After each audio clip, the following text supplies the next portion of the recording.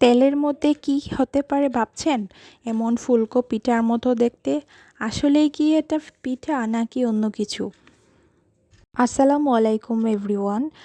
নতুন একটা রেসিপি নিয়ে হাজির হয়েছি আমি, তানজিলা ফ্রম তানজিলাস কুক হাউস। দেরি না করে চলুন মূল রেসিপিতে চলে যাই। একটা বাটিতে 1 চা চামচ ইস্ট, 1 টেবিল চামচ চিনি ও হাফ চা চামচ লবণ কুসুম গরম পানি দিয়ে মিশিয়ে নিব। 5 মিনিট ঢেকে অপেক্ষা করব ইস্টটা অ্যাক্টিভ হওয়া পর্যন্ত। তারপর 2 কাপ ময়দা ও 2 টেবিল চামচ তেল দিয়ে ভালোভাবে মতে একটা সফট ডো তৈরি করে নিব।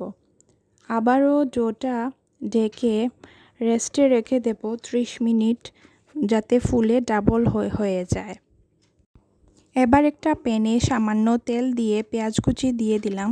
তারপর একটি ডিম, কিছু পরিমাণ হোয়াইট পেপার দিয়ে মিশিয়ে নিয়েছি। এবার আগে থেকে আদা ও রসুন পেস্ট দিয়ে সিদ্ধ করে রাখা কিছু চিকেনের পিস আমি ঝুরঝুরে করে এতে দিয়ে দিব। তারপর 1 চা চামচ সয়া সস, টমেটো সস ও হাফ কাপ দুধ দিয়ে নেড়ে পুরটা রেডি করে নিচ্ছি।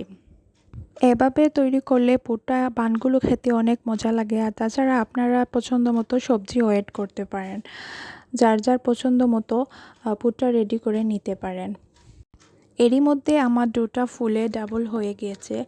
আমি এর থেকে 6টা লেচি কেটে নিয়েছি। এবার এগুলোকে হাতের সাহায্যে একটা রাউন্ড শেপ দিয়ে তার মধ্যে পুর ভরে নিব।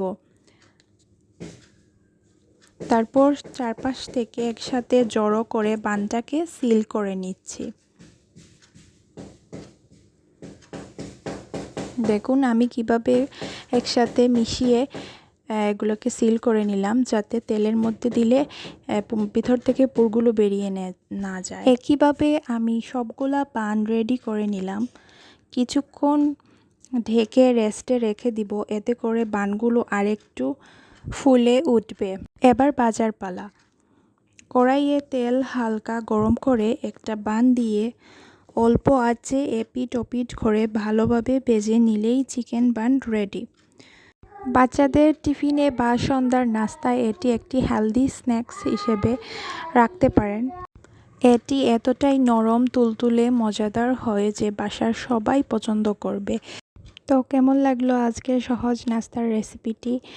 অবশ্যই কমেন্ট করে জানাবেন, আর লাইক কমেন্ট করে অবশ্যই পাশে থাকবেন। এতক্ষণ ভিডিওটি দেখার জন্য আপনাদের সবাইকে অনেক অনেক ধন্যবাদ। আসসালামু আলাইকুম, আল্লাহ হাফেজ।